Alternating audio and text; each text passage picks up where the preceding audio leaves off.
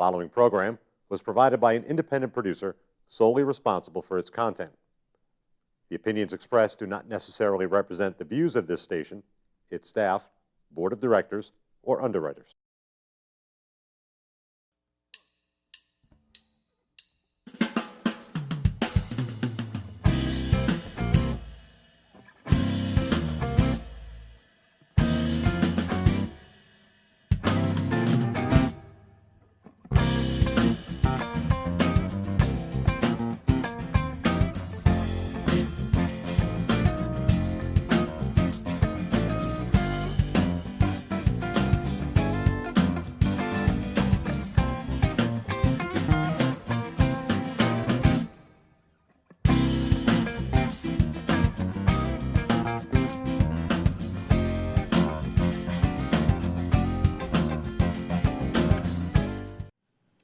Welcome to Gate City Chronicles. I'm Kevin Avard, your host, and I want to welcome the Capital Mineral Club to the show. Welcome aboard. Thank you. We have Annette, Martin, and Tony. Pleasure. Sounds like a good guitar. Yeah. So, welcome to the show. Mineral Club. What is a mineral club?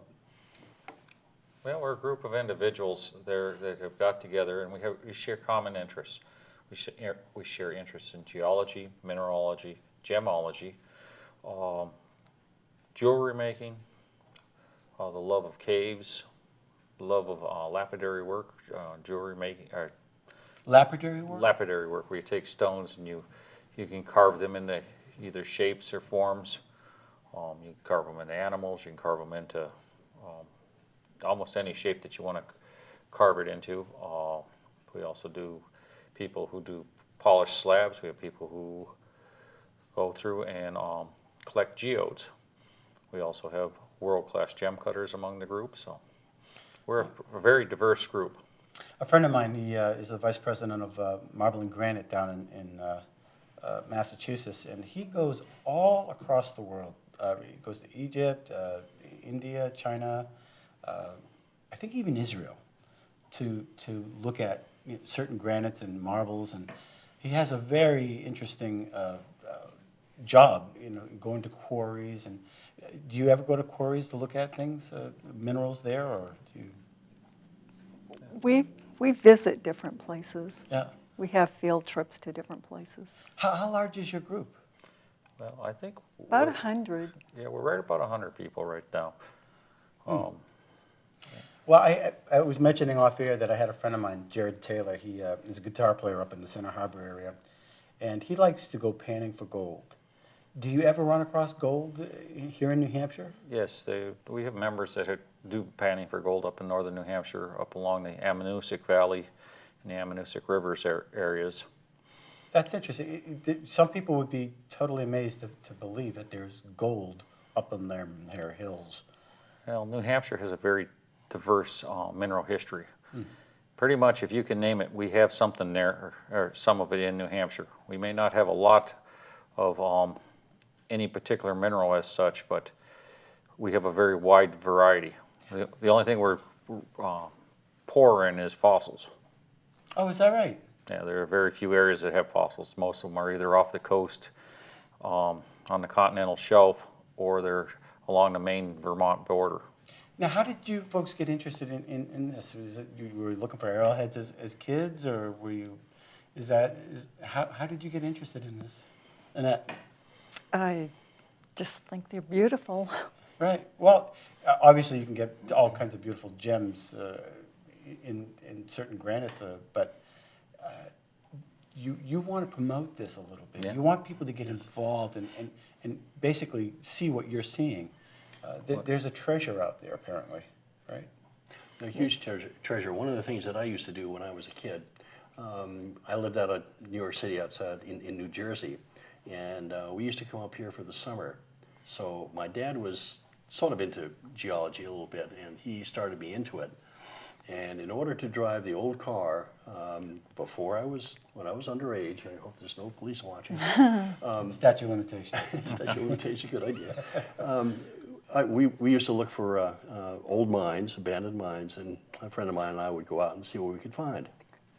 And I could tell you some stories, but they would take longer than half an hour to get through. But that's how it started, looking for garnets, looking for all sorts of different kinds of crystals and the like. The Gilsum rock swap area and some of the gems that came out of the area, barrels and the like, huge things. So it started off that, and it just sort of continued on. When I was stationed out west, I did the same thing there as well, in the Pikes Peak region. Right. So you basically, again, we have a treasure of stuff here, but where would you start looking? Do you always have to go up to the mountains to look for gems? I look at it this way. I grew up in a mining town in northern Minnesota, so Right. I have kind of a unique perspective from among the groups. You've been doing this all your life. My father was a miner for 27 years, and Ooh. I've traveled pretty much the entire United States. But as your question about where you find things, pretty much you can find minerals and mineral specimens throughout the state. When they did the road cuts through Manchester here, they found some wonderful magnetite crystals. Magnetite. Which is a magnetic iron type mineral. They're kind of cubic shaped, and they like I said, those were found there. Some of the other road cuts, when they put 101 in back about 20 some years ago, they cut through a vein of amethyst that produced some tremendous amethyst crystals. Interesting. New Hampshire itself has got somewhere near 400 mines that are listed in the various publications. And out of there, like I said, the mineral wealth is tremendous. The variety of minerals that you can find anywhere from the gemstones to the rare and exotic phosphates. So you don't necessarily have to go to the mountains then to find some of these gems. No, it's a nice byproduct. You get to it's see a nice the nice scenery. byproduct. But if you go to the seacoast, right there in Newmarket, there was a silver mine at one point. There was a gold mine up there in Berlin. There's lead mines in Madison, New Hampshire. When you are watching TV and you'll see these commercials that want to sell gold or they want to sell silver, they say that 90% of the silver has already been found. How can they know that? Well, that's all a good guess. It's the same people that said that 90% of the oil had been pumped out of the ground in the United States. Oops. Now we find that we got more oil than the Saudis do, so. Well, tell the gas prices that, right? Well, if you go out to North Dakota at this point, you would see that America's booming in their oil industry. That's interesting. So in your club, obviously you get together at some time and you social, do you meet together any particular place? Yes, we meet at the Salvation Army the first Saturday of every month from September to May. It's in Bow. In Bow, New Hampshire. I was going to say, which would... It's in Concord. It's in Up Concord. in the Concord area. Yeah. Bow is Concord, pretty much, right? On Clinton Street. Yeah. And we That's have... exit 12? Exit 2. Exit 2. Exit 2 right off of 89. Okay. Off of 89, and Yep. then you can get to it from exit 12 off of 93. Off of 93, and you just take the loop, right? Okay.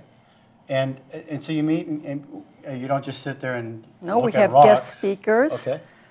In September, as a matter of fact, we're going to have someone talking about the Maine Mineral and Gem Museum, and that will be presented by Carl Francis, who is the retired curator of the Harvard Mineralogical Museum collections.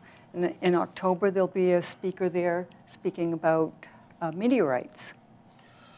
Now, I've seen a program about meteorites. If you can find one of those, that's a gem, from what I understand. Well, You can cash in a... Figure it this way, the number of meteorites that have been found in New Hampshire, you can count on one hand. Is that right? At this point, I think there's one or two. There's not many. Wow. And a lot of that has to do with, not that the meteorites don't fall in New Hampshire, but it's all those trees out there. Right. But you can find them, and if you do find them, then there is a value to them, apparently. Yes. Like I said, New Hampshire meteorites are very rare. Interesting. Yeah, I was just saying, I mentioned that I seen a program where people actually saw a meteorite at some point, and they actually had to walk through the desert to get to yeah. this, and it was all a guess.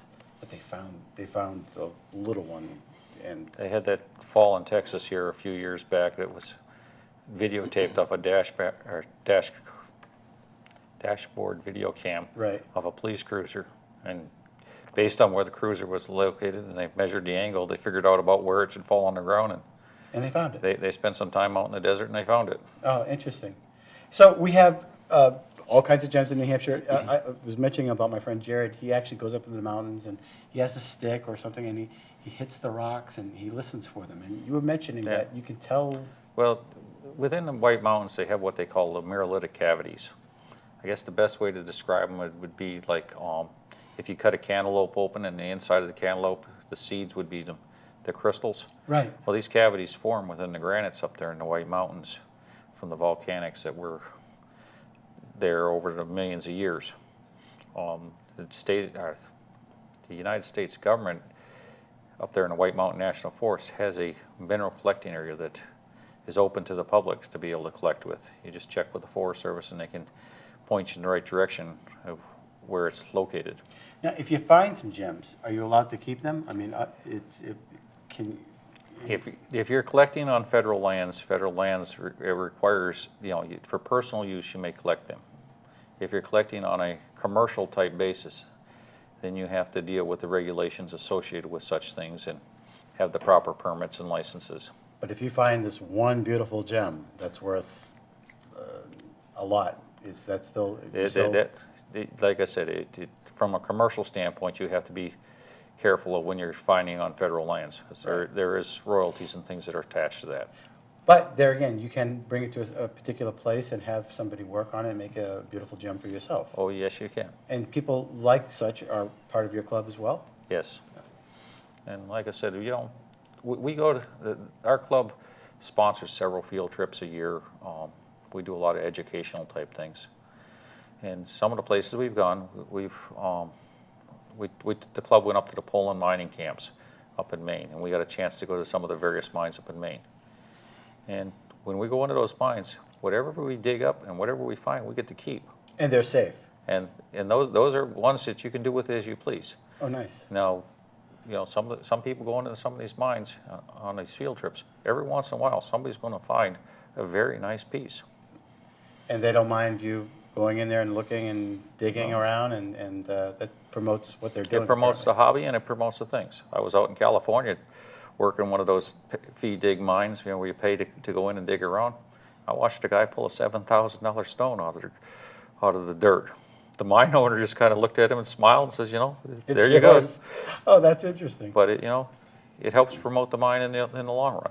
Now, are you involved with some of the schools at all? Are they interested in this type of about the minerals and? Several of the members go throughout the year to the various schools around the areas, and they speak to the various classes. This past year, I personally went down to the Portsmouth Christian Academy down in Dover and spoke to the 4th grade class about rocks and minerals in New England, and those kids were very interested in, and you speak of gold. A lot of them watched the show Gold Rush, and that was the one thing they wanted to know was where they can find the gold in New Hampshire. But there's more than just gold. There's more than just gold. You had mentioned there was another type of.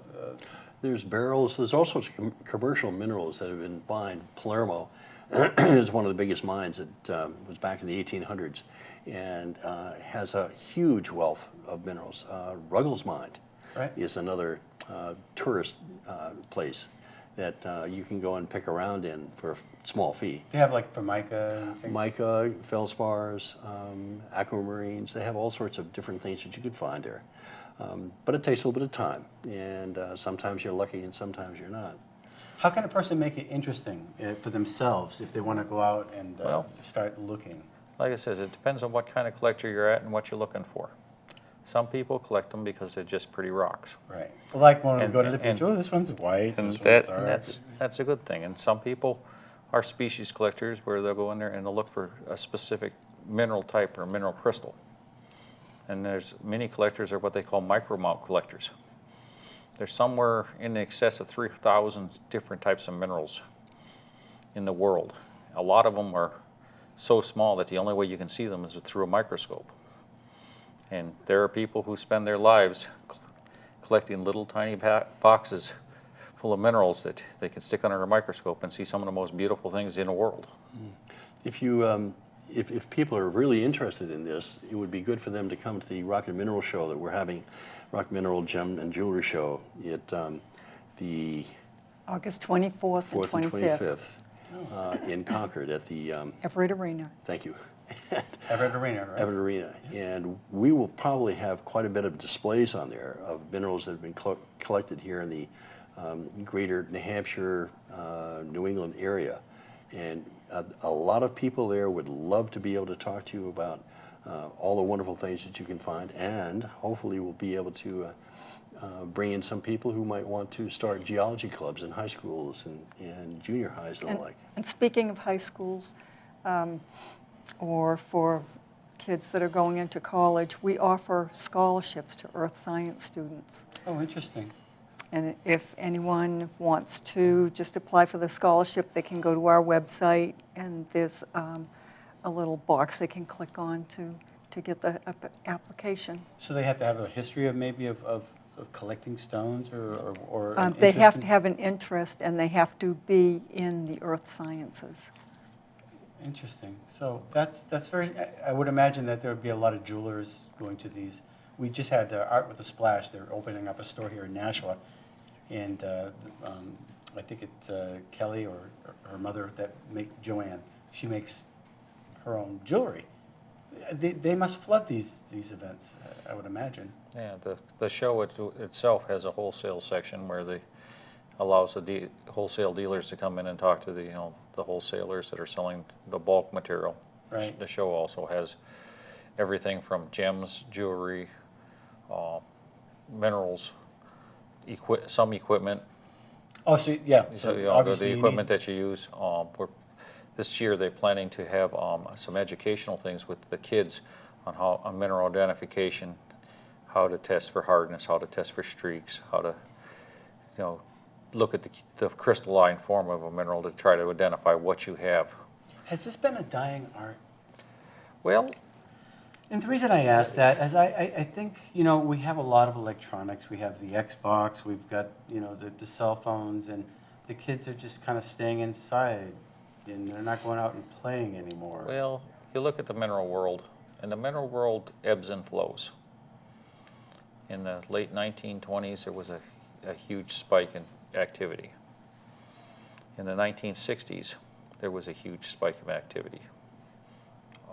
In the 1970s, up in Newry, Maine, they hit one of the largest tourmaline finds in the world. And what would you use tourmaline for? Tourmaline is the fine gemstones.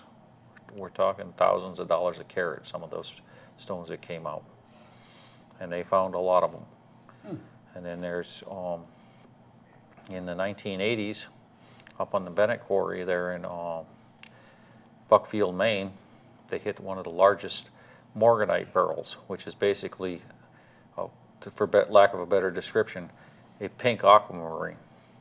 It was one of the largest that was ever found in the world, was found up there, which started a whole new revolution of collectors that come through. And When you say a interest. barrel, what is a barrel? Beryl is a type of mineral. It's a six-sided crystal, and it can be in colors of red, green, blue, pink, yellow. The various common names that you're going to talk about are emerald, Morganite. aquamarine, Oh. morganite, goshenite. And so Heliodor. do they turn color with Heliodor. a different kind of pressure or a It's- different type of... It deals with the impurity that's mixed in with the beryllium silicate. Okay. Well, that's over my head. Yeah, But I'm it's- sure that But means... a beryl crystal basically is composed of silica and beryllium and oxygen, and then whatever trace mineral that's going to give it its color. Like emeralds, the trace mineral is chromium. So there could be one color right in this little barrel, and there'd be Well, it's something right... very unique to the mines. Is it? There's probably one place in the United States that produces emeralds. You know, the fine emeralds that you see out of Colombia are great, but like I said, there's probably one place in the United States down in North Carolina that produces emeralds. And you wonder why these little locations, why they get this. That's little why they gem. have people that study that kind of things. That's interesting. How do we spark the interest in the younger kids? One of the things that I did when I was younger and going around to various mines, when it was a lot more open, there wasn't all the insurance issues that were going on Right. today. One of the mines I visited that really impressed me was Barrel Mountain in North Keene. And I can remember going into that place still vividly and seeing white walls of feldspar and beryl crystals sticking out of the sides of these, almost like a canyon. They were feet across. They were huge, sort of a greenish, bluish green color. Of course, trying to get out one of those huge crystals is impossible. But the commercial value of that is now totally leveled Barrel Mountain. You can't find it anymore. There's nothing there. Oh, it's a shame. Yeah, it is. And I wish that somebody had, I hope somebody had taken some pictures of it because it was incredible. I didn't. I should have. But there's commercial value in many of these things. In the early 1800s, and they discovered mica, and mica was very, had a huge economic value to it, particularly in the furnace industry for windows for furnaces. And it just keeps on going from there. So we have huge. I remember seeing, history in that. I think it was on the Discovery Channel, there had to be some mines down in the Mexico area. They actually scuba dived into these little mines, and then they came up and, oh my gosh, these beautiful crystal, they look like daggers sticking out of the ceiling, and they're protected. You can't go in there and do anything other than maybe take a photo. Yeah, those are I believe those are the big cerussite crystals that they found. And that particular mine, I think, they have finished mining what they're going to mine for that area, and they're going to allow the mine to flood. So those people who had actually got a chance to go into those caves and into those things have an opportunity of a lifetime, because here shortly they'll be under several thousand feet of water. Right. That's right. You could walk through them, and I was just amazed. And the fact that they haven't been quarried or to the point where they're decimated, if you will. Well, So almost every commercial mine that runs into something like that will either mine around it or mine through it. And those things are lost to history. are there places where you can make a claim in New Hampshire? Mining claims east of the Mississippi are problematic. There's a lot of regulation that deals with it, and there is very it's problematic to the point that I haven't heard of anybody being able to successfully execute one. So if it's your own property, you can mine it. Right. And there has to be regulations now with that as well. There's regulations upon regulations dealing with anything that you do disturbing the ground, so you have to be, aware of what you're doing. If you go out further west, there are still opportunities to stake claims, but a lot of that has been claimed out. Have you folks ever ventured to go to Alaska to do any mining at all? No? We'll stay here at the Granite State. I've been in 47 of the 48 lower states and mined in a few places. Right. And that, which can be hazardous, from what I understand. Most activities in life are hazardous, so you need to be aware of what you're doing and have the proper equipment. So let's get some people interested in hooking up with you. So you have a website? Yes, we do. Okay. The capitalmineralclub.org. Well, actually, just capitalmineralclub.org. And you come with your full knowledge or no knowledge at all and learn Absolutely. about the minerals here in New Hampshire. Within the club, you got to understand that we have people who range from, it's a pretty rock, to people with PhDs. Right. We have people who have little experience to people who've had a lifetime of experience. We have world-class gem cutters that are in there. We have people who, look at it and rub it and polish it up, wash it off. And we span the thing. We have members within the club that have minerals that are named after them, that they're people who have found this mineral for the first time ever. What was it? The definition of mining is revealing to all which only God has seen first. Interesting. Right. It's a nice activity for one person to do or for a whole family to do together. Do you see families coming together and doing this? Yes. Very much so. We have my daughter now, who's starting college this year. From the time she was in a baby carriage, that Right. You're carrying on to the she tradition. she has been with us. I used to take her up to the mine to go mineral collecting, and she'd have a little dump truck, and she'd fill it full of pretty rocks.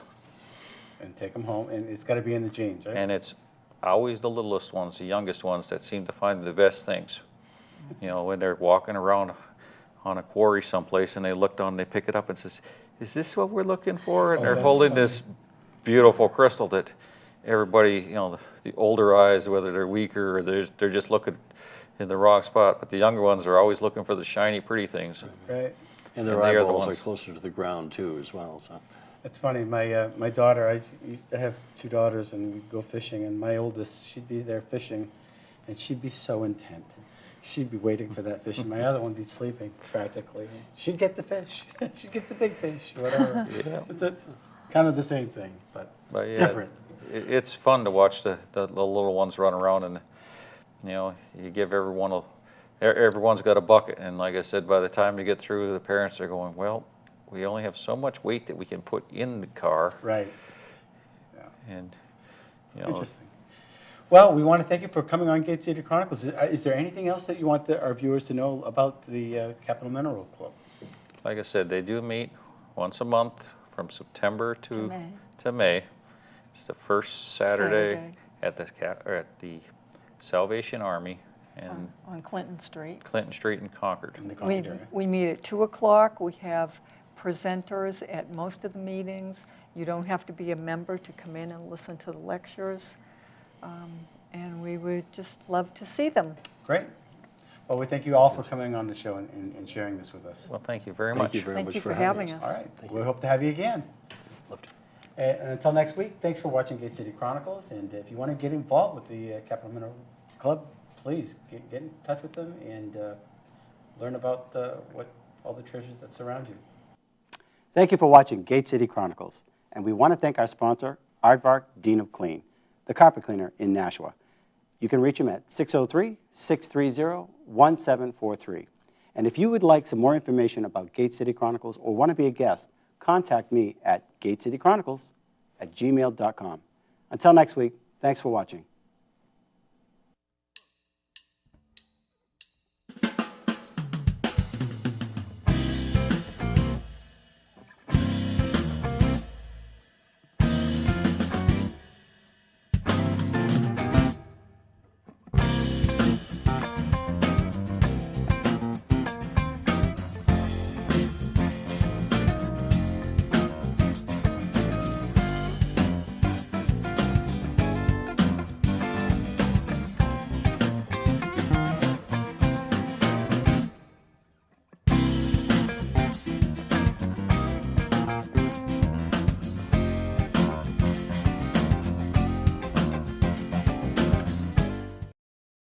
The preceding program was provided by an independent producer solely responsible for its content. The opinions expressed do not necessarily represent the views of this station, its staff, board of directors, or underwriters.